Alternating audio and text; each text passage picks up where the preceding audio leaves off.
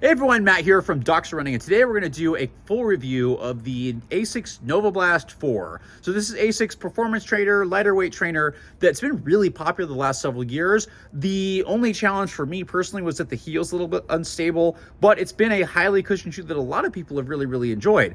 The newest version changes quite a bit of things. It still has the essence of the Novablast, but some minute changes have been occurring in the upper and certainly in the sole. But for those who really like this shoe, it is in the same vein, just with some mild tweaks that we need to talk about. So before we go any farther, let's talk about some specs. So men's size 9 is weighing in at 9.1 ounces. Women's size 8 weighs in at 7.9 ounces, so a small weight increase that I think is worth it, and we'll talk about where I think that came from.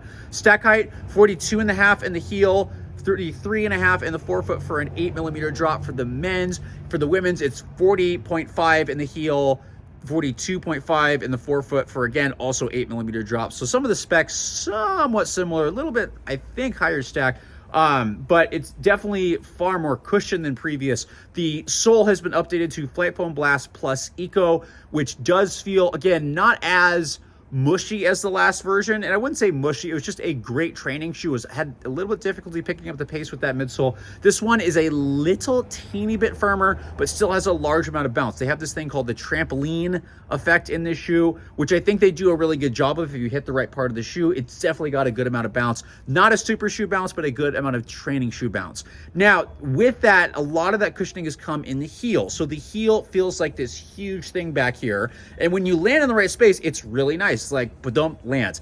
The large chunky heel does make this shoe feel like it has a higher drop, which for me wasn't a problem because my calves need a little rest every now and then. The other challenging thing about this shoe is that the amount of foam here does create a posterior flare, which means as a heel striker, it was a little bit slappy at first and put a lot of pressure on my anterior tibialis and my anterior shin muscle. So people that are sensitive to like shin splints and stuff like that, be a little bit cautious with the shoe, but once it breaks in, it's fine. It does a lot better when you're picking up the pace and if you land farther forward. So getting through the heel, as it breaks in, it's fine. It's still a teeny bit clunky, but well cushioned and does bounce. The midfoot is a little bit odd. It's a little bit stiff, and I think that's because there's this upward curve right here, so it's not fully rockered, and that's kind of thing. For tall stack height shoes like this, if you want that nice rolling effect, you need to have a fully rockered midsole. When you interrupt that, it makes it, again, a little bit more snappy, which is why I think this has worked a little bit better for workouts, but it just kind of makes things a little bit stiff because you're slightly removing the normal ankle rocker effect that happens here that I'll talk about in another video.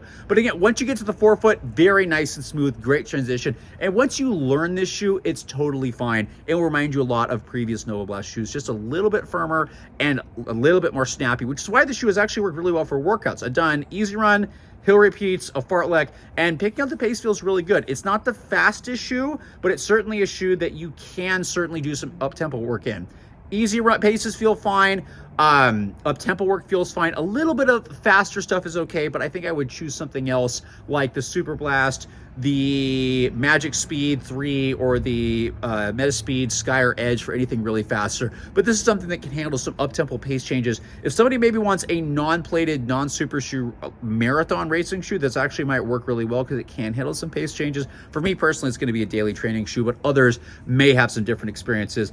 Last thing I got to talk about sole-wise, stability is a little bit better. They have what's called a nested heel design, which is just a fancy way of saying the heel sits lower in the midsole, so the sidewalls are much better, much wider sole throughout, even in the midfoot too, although the midfoot is probably the least stable of this shoe for me, just because the heel is very locked in and is very secure. My heel doesn't feel as wobbly as it did in the past versions where they used to bother my Achilles every single time. This one has not been an issue for me, but again, so it's really nice, naturally stable in the rear foot, a lot of sole flare and width in the forefoot. Midfoot, again, the softer foam, I feel myself collapse just a little bit because it's not a stability shoe, it's a neutral shoe with a little bit more guidance than previous, that what they did a great job with. So that's much better. The uppers, the last thing, heel, midfoot fit fairly similar. Got to tighten the laces just a teeny bit. The forefoot is wider. Like I don't feel any constriction there. I can wiggle my toes a little bit. So people that want a little bit more room up in the forefoot, this is going to be a shoe you might want to be interested in if you're looking for a max stack height, very well cushioned, especially very well cushioned heel, and something that can pick up the pace just a little bit. So people that have tried the Novablast before, don't be scared. Things have updated a little bit, but it's still a Novablast and it's still a fairly solid shoe.